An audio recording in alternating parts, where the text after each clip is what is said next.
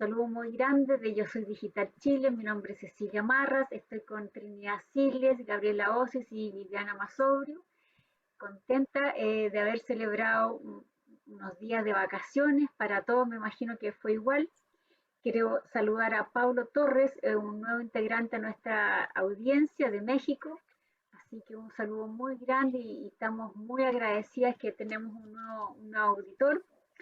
Un saludo también a Jacob Gutiérrez, que nos ha escrito mucho y nos ha hecho harta difusión en México, igual que Marta Alicia. Muchas gracias por la difusión y vamos a tener nuevos invitados mexicanos en unas semanas más. Un saludo a Gloria Cárcamo, a Ana María Moreno, que siempre nos aportan sus comentarios en la radio, Isabel Mejías, que te echamos de menos, y a Ilka Sosa. Así que un saludo muy grande y le doy la palabra a Trini para el cuento de la semana. Adelante, Trini. Buenos días a todos, una nueva semana y un nuevo autor. Hoy les traigo a un gran escritor de cuentos norteamericano, que es posible que lo conozcan. Él es John Cheever. John Cheever nació en 1912 y murió en 1982. Y les traigo hoy un cuento que se llama Clancy en la Torre de Babel. La verdad que es uno de los cuentos preferidos que tengo de este autor. Vamos entonces. James y Nora Clancy habían sido pobres en Irlanda y no les iba mucho mejor en su nuevo país, pero eran personas decentes y limpias. Sus sencillas costumbres campesinas estaban tan profundamente enraizadas que en 20 años en Nueva York ya estaban acostumbrados. Solo tenían un hijo, John, y ambos habían sido capaces de transmitirle su actitud satisfecha y apacible ante el mundo. Cuando Clancy era todavía un hombre fuerte, se cayó por una escalera en la fábrica y se rompió la cadera. Estuvo casi un año sin trabajar. Cobró el subsidio y su familia y él sufrieron el dolor del endeudamiento y de la necesidad. Le quedó una cojera y tardó mucho tiempo en encontrar otro trabajo. Iba a la iglesia todos los días y al final consiguió un puesto de ascensorista en uno de los grandes edificios de East Side por mediación de un sacerdote. Clancy ganaba lo suficiente para pagar sus deudas y mantener a su mujer y a su hijo.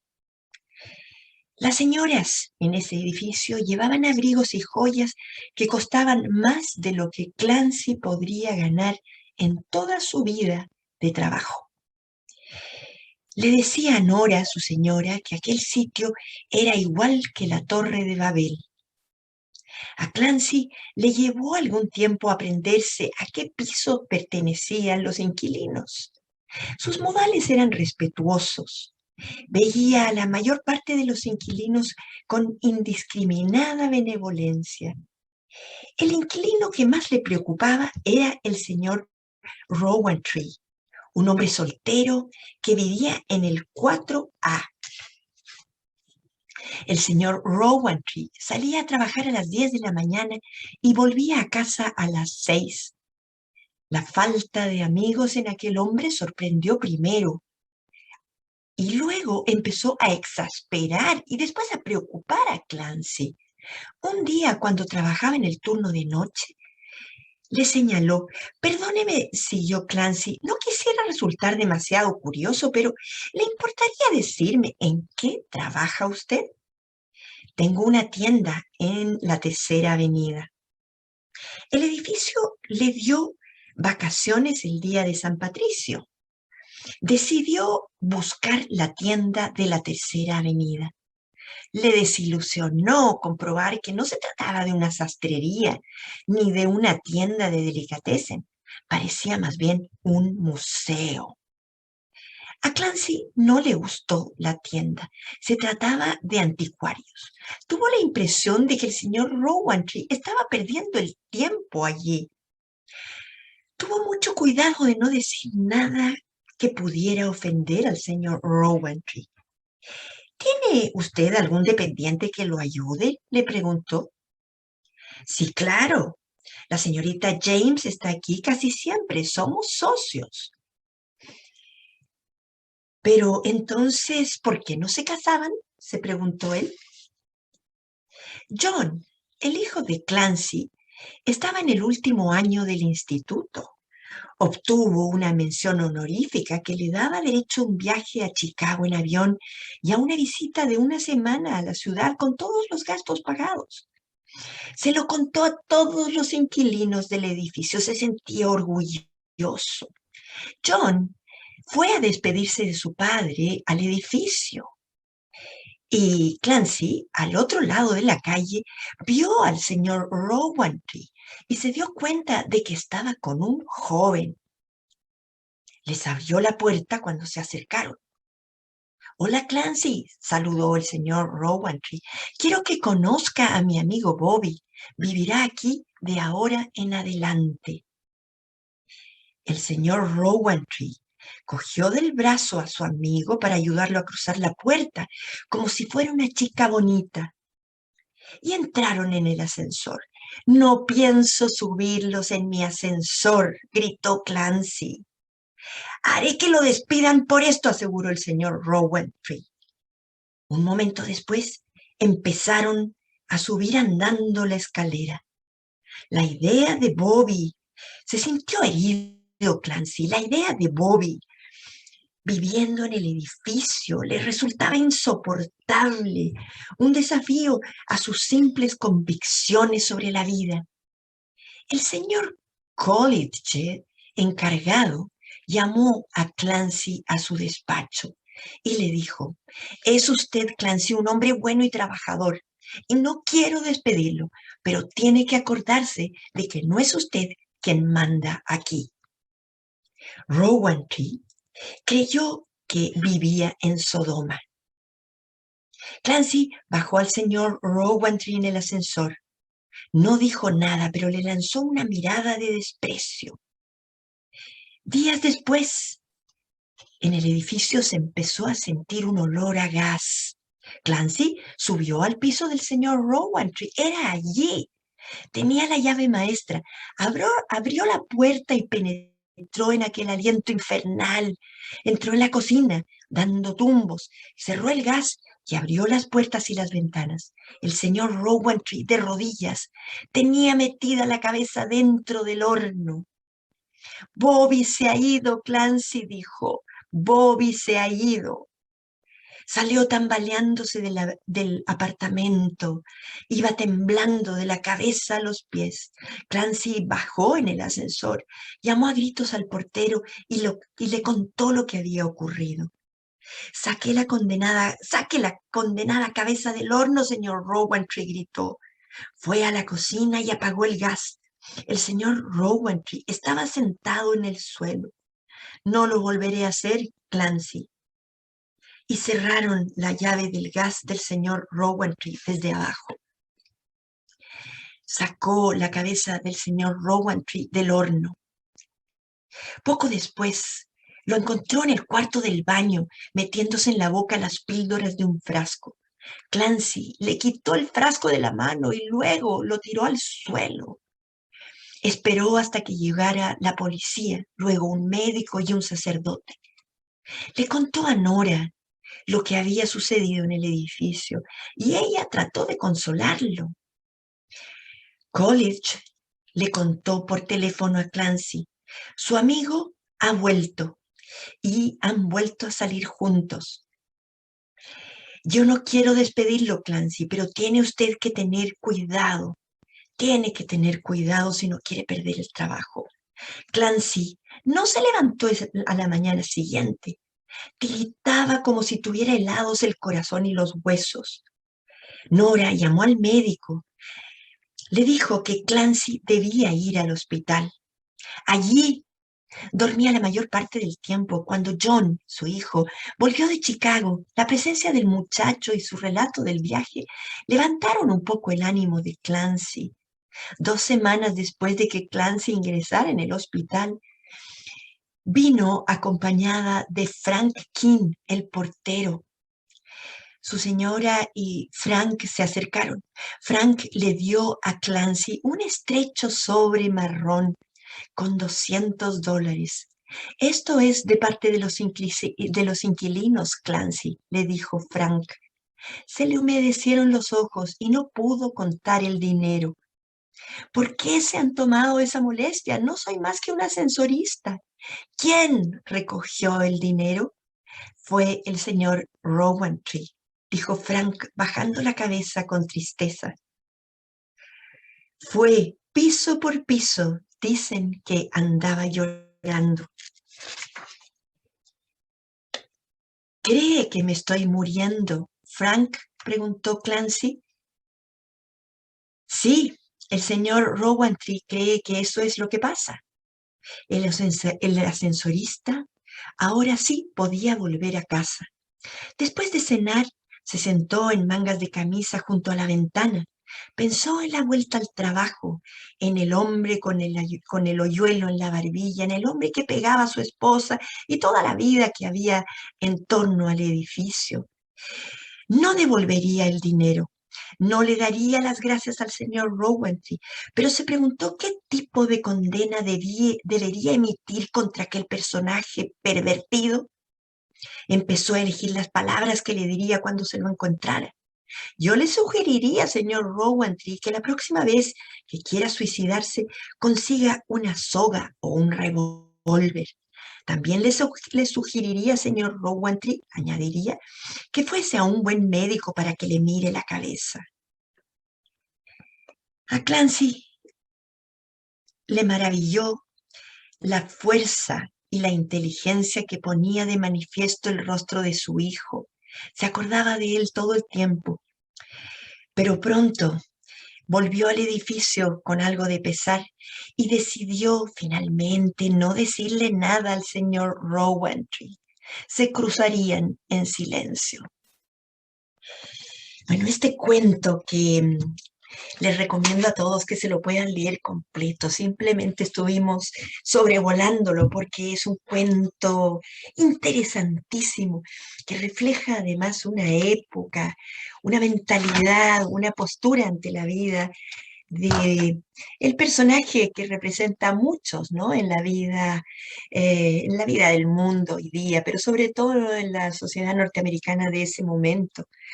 Es un cuento muy profundo desde el punto de vista temático, pero está muy bien construido pensando en la estructura del cuento, porque nos va llevando de la mano al lector, pero nos permite además colocarnos detrás de Clancy y mirar los hechos desde su perspectiva personal.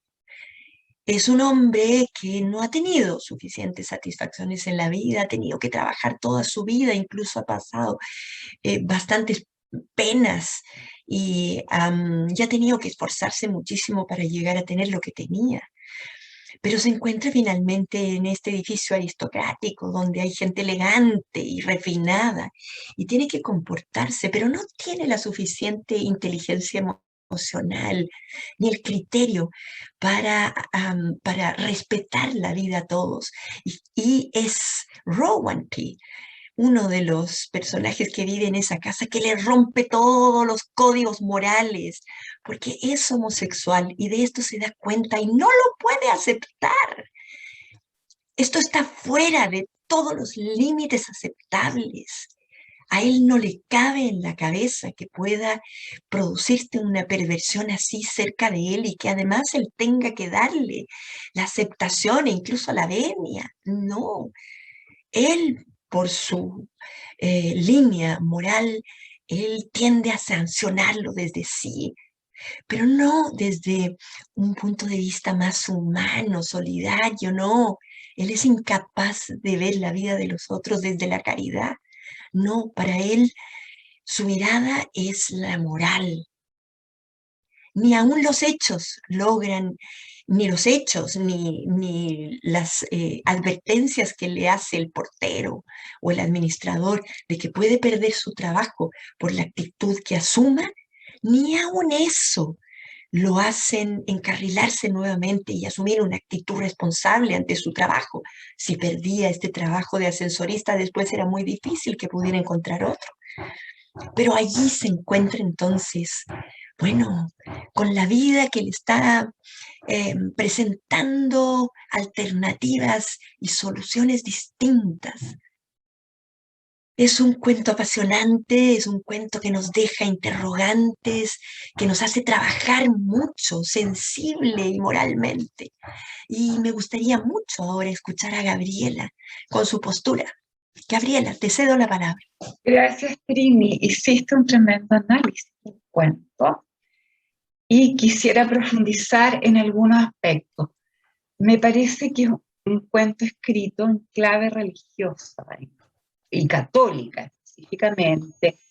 El protagonista proviene de Irlanda, de un país muy católico, probablemente viene de esa tradición, sin duda. El título del libro también remite a elementos bíblicos. Él se siente de pronto en Sodoma, de tal manera que las referencias a la Biblia y al catolicismo son indudables, y me da la impresión que lo que va permeando toda la actitud del personaje es su ortodoxia religiosa, son las creencias llevadas al extremo y utilizadas como el cristal para mirar el mundo solamente desde esa perspectiva, y detrás de ello hay una personalidad muy rígida, poco flexible, que se aproxima al mundo desde sus convicciones morales. Y el mundo es la Torre de Babel, es aquel lugar donde coexisten lenguaje, maneras de vivir la vida, cultura, y hay un otro ante el cual el señor Clancy se cierra. Ahora, eso por una parte. Todo lo que choca con su ortodoxia religiosa es rechazado por él y es execrado activamente, aún corriendo el riesgo de perder su trabajo y con la pérdida de contacto que el autor esboza con este triunfo que tuvo el hijo, que partió a un campeonato y fue premiado con una estadía en otra ciudad, pero todo eso queda en segundo plano ante la lucha que asume personalmente Clancy contra este personaje que exhibe las conductas homosexuales, contra las cuales él está y que chocan con sus convicciones de una manera muy profunda. Pero a la vez, este personaje tiene algo que es muy rescatable, que es su identidad, es su manera de ser, porque también él es una persona muy buena, mantiene su costumbre, es sencillo, es apacible, es simple además. O sea, él es una persona tremendamente simple, carece de toda sofisticación en su aproximación a la realidad. Por lo tanto, hay también ahí algo rescatable, esta sencillez, simpleza, y que es lo mismo que le lleva a cometer errores. Entonces, es un personaje desde este punto de vista interesante y se puede comprender desde esta tremenda ortodoxia religiosa, que no es la mejor manera de andar por la vida, porque si quiera o no, estamos ante esta Torre de Babel y las ortodoxias religiosas, del tipo que sea. Incluso podríamos extrapolarlas a otros campos del pensamiento, cuando se ponen en práctica con esta rigidez, con esta desconsideración por el otro, con esta cierta falta de humanidad, causan mucho dolor y mucho daño tanto a quien las recibe como a quien las emite. Y con esto le doy la palabra a Viviana.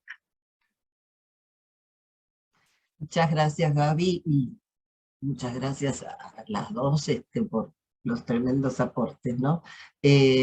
A mí es un cuento que, como siempre saben, me detengo en el título, me pareció muy peculiar, porque Clancy en la Torre de Babel, o sea, pensé en mil cosas, y estamos muy acostumbrados a que el tema de la Torre de Babel está vinculado al lenguaje, ¿no? Al problema de las lenguas, las diversas lenguas con que Dios castigó la soberbia del hombre que pretendía ser Dios. Y por momentos da la sensación, que te invitaba a leer el cuento, porque si uno se mete en la trama, se mete en la forma y en el contenido, uno siente que Clancy se erige en un Dios que juzga, que condena, que acusa, que rechaza. Este hombre sencillo, que nos describían tanto Trini como Gabriela, de costumbres apacibles, decente, limpio, que se adecuó en un primer momento a ese cambio profundo que significó pasar de su trabajo en la fábrica con gente de su misma forma de ver la vida o la misma situación económica a un lugar que era otro mundo. Por eso creo que él se siente en la Torre de Babel, porque él no entiende los códigos, las formas de ser, las formas de pensar de esas personas a las que está obligado a llevar en su ascensor. Que es muy llamativo que en un momento él dice, no voy a llevar al señor Rowentry en mi ascensor, ¿no? Ahí aparece el tema de la posesión del objeto. Voy a dar un ejemplo tonto, pero pasa a veces en las oficinas que alguien dice, es mi máquina, y la máquina es de la empresa, o sea, pero bueno, necesitamos sentir ese poder que nos brinda el objeto. Y acá aparece claramente manifiesto en la escritura de este autor, John Cheever, yo no tenía la suerte de conocer, y que gracias a Trini, como siempre, vamos avanzando en nuestro aprendizaje y movilizando las nubes de la ignorancia. Y lo que también me llamó mucho la atención, que este cuento, Trini antes de empezar nos mostraba el volumen que contiene los cuentos de John Cheever, que es inmenso, porque escribió muchísimos cuentos, y según dicen los críticos, tal vez sea el género que mejor se le da, ¿no? Donde mejor se expresa. Y donde a pesar de que él reniega de esto, porque él dice que no es un cronista de su época, inclusive en alguna de sus novelas manifiestamente dice yo me salté varias guerras, él está haciendo una crónica de su época. Está reflejando las diferencias sociales, la posición frente a la homosexualidad, que era de un inmenso rechazo, y es un tema que atraviesa su literatura porque justamente las biografías dicen que el autor era bisexual. Él estuvo casado mucho tiempo, inclusive tuvo un hijo, después tuvo una affair con una actriz, pero en declaraciones de su propio hijo él decía, mi padre era manifiestamente homosexual, pero no se privaba de los placeres de la heterosexualidad. O sea, un poco para ubicarnos frente a quién es este hombre, ¿no? O sea, la diversidad de pensamiento, de su personalidad, de lo que él aceptaba o de lo que él no aceptaba. Y me refería al libro, que fue el volumen de sus cuentos, en algún momento se publicó como La geometría del amor.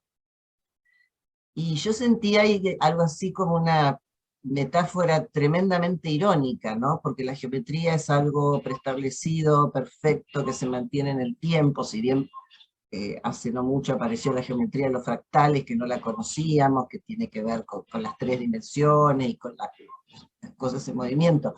Pero para John Cheever el amor no es geométrico.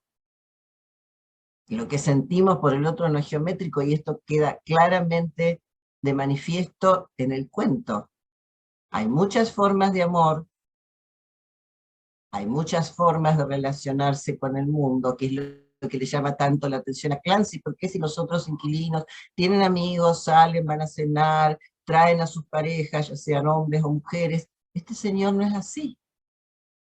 Y de repente se le revela Yo creo que ahí está el juego del se le revela, y él se revela contra eso que ve, de que este señor, que en algún momento fue su inquilino favorito, no estaba dentro de las pautas de sus creencias religiosas. Y esto le revuelve, en un momento dice, le provoca hasta ganas de vomitar, le revuelve el estómago y la conciencia y el espíritu de tal manera que hasta se enferma físicamente. Es decir, la herida emocional es tan fuerte que lo termina dañando físicamente. Y está magníficamente descrito todo, más allá de la narrativa, el proceso que viven ambos personajes centrales, ¿no? Clancy y Rowantry, sobre todo en Clancy. A veces a los que escribimos nos dicen es muy importante que el personaje se desarrolle, que veamos los cambios, que veamos qué le sucede. Y la historia de Clancy, desde esa apacible vida en las granjas de Irlanda, donde todo se mantenía exactamente igual, las mismas familias, las mismas costumbres durante años, a esta ciudad que lo sacude a cada minuto, nos muestra los terribles cambios a los que debe enfrentarse y cómo él se resiste a cambiar. Hasta que después vamos a ver en el final, en mi segunda intervención, qué es lo que pasa en Clancy, en ese final que es bastante ambiguo, por caracterizarlo de alguna manera. Gracias, y bueno, le paso la palabra a Ceci. Gracias, Vivi.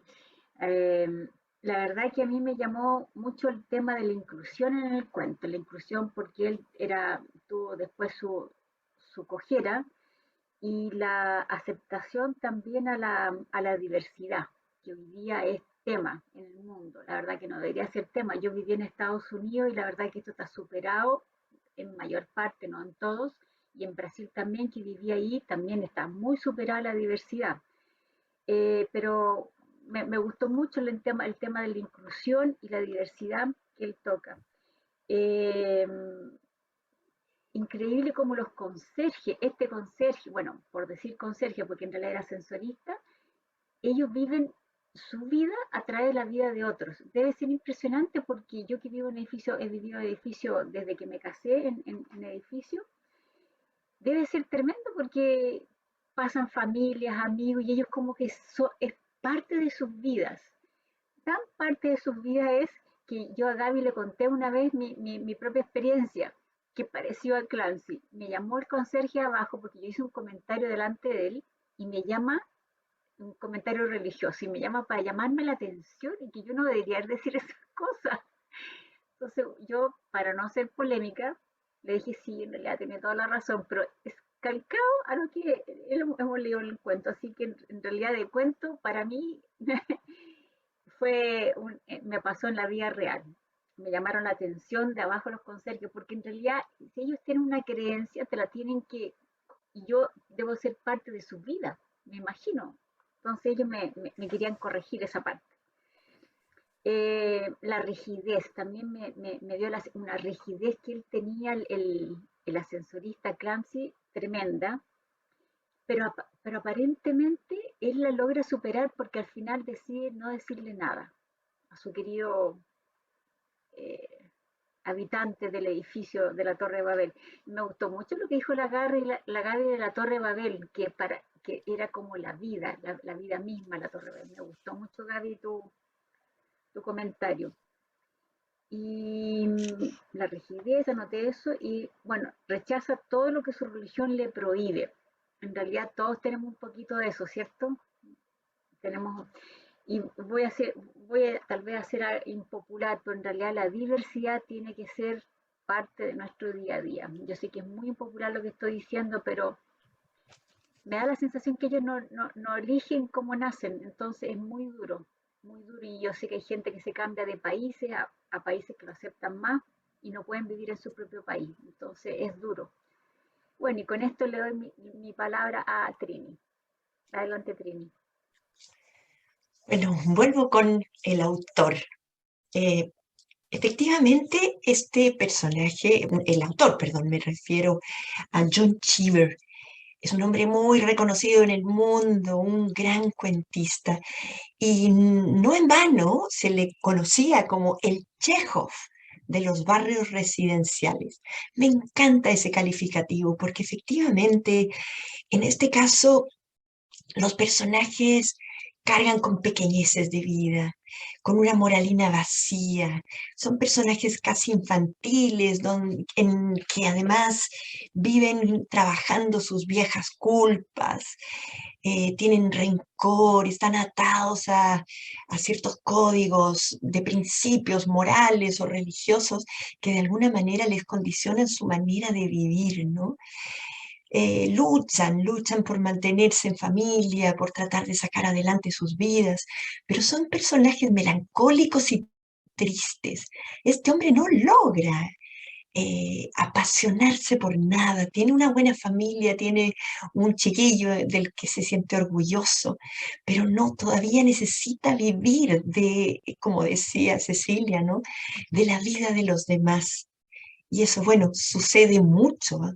Yo creo que este es un cuento muy sugerente porque nos cuestiona a nosotros hasta qué punto somos nosotros algo de Clancy, ¿no? ¿Cuántas veces miramos con prejuicio a la gente? Incluso nos atrevemos a ser calificativos con ellos, sin tener por qué. ¿Quién es dueño de juzgar al otro, no?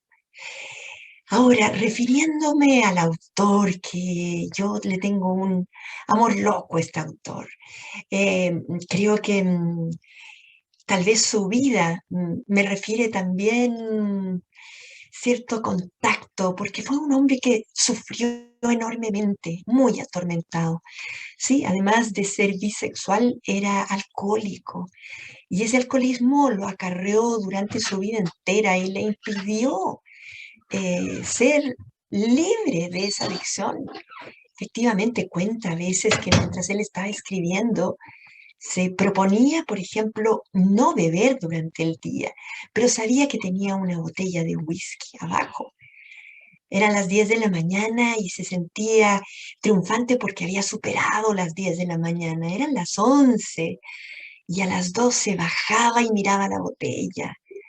Lograba superar y después, bueno, en la tarde ya no podía más y se tomaba un vaso de whisky, después caía y en la noche era la misma historia y esa rutina pesada que de alguna manera no libera a estos hombres, ¿no? Y los hace tremendamente infelices. Era un hombre efectivamente egocéntrico, excéntrico, con muchos fracasos en su vida, un hombre atormentado, pero también muy refinado, era un hombre escéptico. La verdad que su vida era una mezcla de contradicciones que ni a él mismo lo tenían tranquilo. Y bueno, eso lo revela de alguna manera en la diversidad que tienen sus cuentos. ¿Hay algo de él? Estoy segura que sí. Un gran personaje como literario. De hecho, alcanzó un montón de premios y como les decía, es uno de los grandes cuentistas y ha definido un poco además la estructura del cuento tradicional y contemporáneo. Recibió en su momento, en 1956, el premio O. Henry por los cuentos, ¿no? Mucho más que contar de él, sí, pero principalmente me entristece muchísimo. No sé si en este cuento ustedes habrán podido encontrarlo, pero en estos personajes no hay mucha esperanza. En ese sentido, tiene mucho esa melancolía chejoviana. Y con esto, bueno, yo me despido y me encuentro con ustedes en un minuto más recomendándoles algo más. Gabriela, te cedo la palabra. Gracias, Cris. Quisiera relevar finalmente dos aspectos. Uno es la relación que él establece con personas de un nivel social más alto, de un estilo de vida acomodado, muy distinto al propio. Es una relación muy ambivalente, ¿eh? Porque además de la crítica que emana de sus posiciones personales, está también una admiración, una cercanía, como una actitud positiva de alguna manera, pero que no puede ser plena debido a esta crítica que él lanza. Y también es una manera de vivir vicariamente la vida del otro, cuando él llega a la casa y le cuenta a su señora. Hay una cierta también identificación y simpatía profunda con los personajes que habitan este edificio tan elegante. Entonces, nuevamente el cuento habla de la complejidad de las relaciones humanas, y por otro lado quiero hacer una reflexión de cuál es el lugar de la moral en una personalidad sana. Evidentemente, la distinción entre el bien y el mal, que es a lo que en último tiempo remite el componente moral, es necesario. Toda persona debe tener una jerarquía de valores, una escala de valores y una clara distinción de límite entre bien y mal, ¿ya? Y no es solamente eso lo que le pasa al protagonista. El protagonista sin duda tenía eso. ¿Cuál es el problema? El problema es cuando al otro se lo ve, se lo juzga, se lo encara, uno se relaciona con él a través de las propias creencias morales, ¿ya? Y el grave problema también a nivel social incluso es la imposición de esos estándares al resto de la sociedad.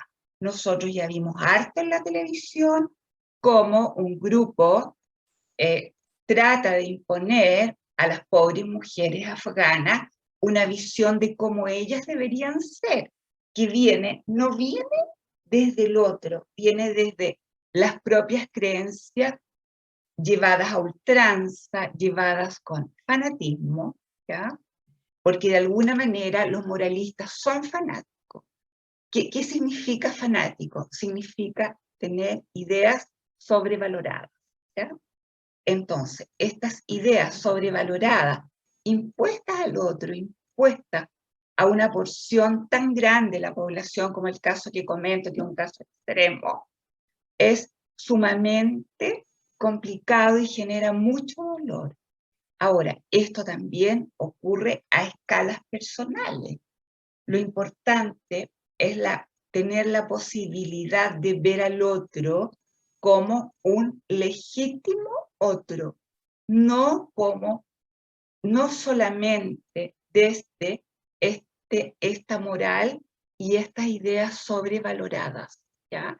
Entonces, lo razonable es tener un código moral que se adquiere a lo largo de la vida con valores claros, pero tener claro que eso rige mi vida, no rige la de todos, porque en la sociedad, en esta torre de Babel, hay muchas maneras de ver la vida, hay muchas maneras de vivirla y de plantearse frente a lo correcto o incorrecto.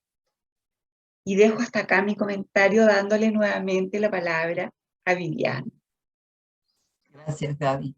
Sí, yo estaba pensando en algunos rasgos de la literatura, de la escritura de John Cheever. Por ejemplo, se habla que tiene una comicidad irónica, yo diría casi de humor negro, ¿no?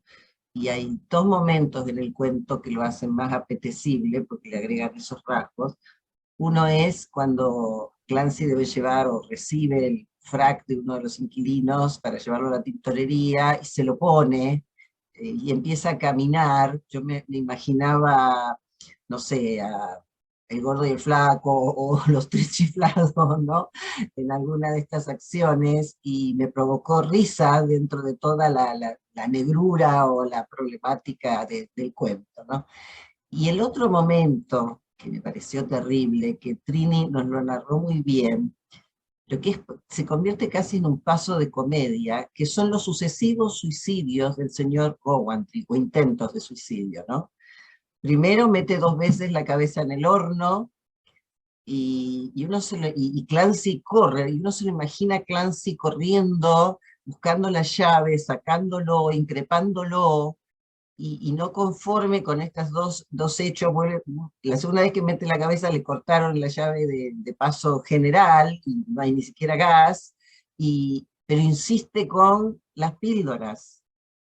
Y justamente a Clancy le dije, se fue Bobby, y ahí creo que es donde Clancy explota, ¿no? Pero están contados de una manera tan original y tan simpática, por decirlo de una forma, que tienen una carga de humor. Y otro aspecto es lo onírico. Es decir, cuando Clancy está, que es un rasgo también de John Cheever, que cuando Clancy está internado, en un momento ve un ataúd en la iglesia, ve unas velas muy humildes, gente muy pobre y vieja, porque eran los que vinieron de Irlanda con él en el barco, entonces ahí aparece también el sentido de la añoranza, y en el fondo de la iglesia, Rowantry y Bobby llorando desconsoladamente más que su propia esposa.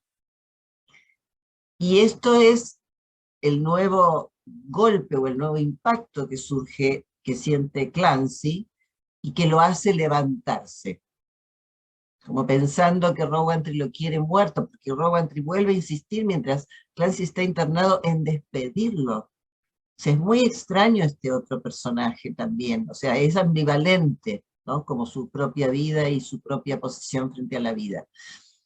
Y yo les comentaba del final, porque me pareció que este hombre simple, que conocimos y que fuimos avanzando en su forma de pensar a lo largo del cuento, en el final tiene un proceso reflexivo muy profundo, porque se detiene a mirar a su esposa Nora, que está con una combinación, un agua muy humilde, remendada, pero él la ve maravillosamente bella. Tiene el retrato de su hijo, que usa gafas, y es pequeño, pero que para él es un titán, porque ha logrado lo que él no pudo. Y entonces ahí hace una reflexión respecto a la ceguera, ¿no? Un poco a la ceguera, como se refería a Gabriela, con que miramos a los otros, porque los miramos a través de nuestro prisma. Nosotros pretendemos que los demás sean iguales, y lo maravilloso del mundo es la diversidad, es la diferencia, contra la que se ha luchado a lo largo de la historia, asesinando gente, imponiendo pautas o costumbres, como Gabriela nos decía, en determinadas culturas, y sin embargo esa diversidad no dejó de abrirse paso, no dejó de mostrarse, no dejó de imponerse, y aunque hoy provoque reacciones en contrario, o moleste, o inquiete, existe, está, y la única forma de sentirnos humanos, de ser fuertemente personas, es justamente, creo que alcanzar esta reflexión de Clancy, ¿no? Que cada uno tiene sus propias cegueras respecto a aquellas cosas que le molestan o que lo inquietan, y justamente creo que ahí está la ambigüedad del final, ¿no? Porque él después no habla con Rowantry y sigue cumpliendo su función. Así que bueno, un aplauso para Trini por acompañarnos con este nuevo cuento. Y así me despido hasta el miércoles próximo. Gracias. Gracias, Vivi. Mire, les voy a mostrar a los auditores eh, cómo es nuestro autor. Aquí está en una de las fotos, aquí está un poquito más clara. Aquí está la foto que está en Wikipedia. Y solamente voy a referir que el autor hace referencia a que no se debe mezclar tu vida o tus creencias con la parte laboral. Queda muy claro en el texto. Y otra cosa que siempre hemos abordado con Gaby en todos los programas es cuando tienes un problema tienes que acudir a un médico. Eso es, y no solamente si tienes una tendencia sexual, sino que cualquier tipo de problema, pucha que ayuda. La verdad que hemos hablado harto y ojalá que nuestros auditores, si tienen un problema, acudan a un psicólogo porque es importante. A veces se solucionan cosas en muy poquitas sesiones, o hay otras que en sesiones más largas, pero La verdad que hemos tocado este tema y me parece recurrente y sumamente importante. Así que ahora le doy la palabra a Trini a ver qué libro nos va a recomendar para esta semana. Adelante, Trini. Gracias, Cecilia. Sí, quiero recomendarles esta vez más que una novela, otro cuento de Cheever, que Hemingway decía que era de sus cuentos preferidos. Era el cuento preferido de John Cheever. Y el cuento se llama Adiós, hermano mío. Es un cuento extraordinario que muestra además la miseria de una familia de clase media alta en la costa este norteamericana.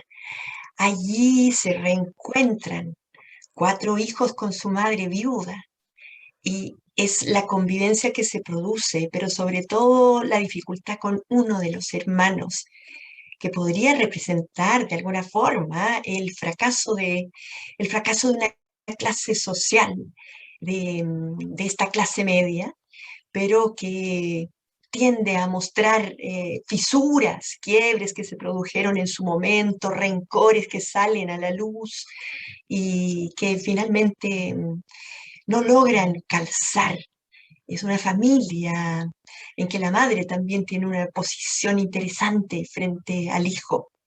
Se los recomiendo porque desde el inicio a uno lo conquista y genera una tensión narrativa en que el lector no lo deja hasta el final. Es un gran cuento. Si pueden leerlo entero, como pudieran también leer el que les dejamos hoy de Clancy, bueno, van a tener la semana garantizada. Muchas gracias a todos, un abrazo muy grande y nos vemos el próximo miércoles. Chao, chao, hasta la próxima semana.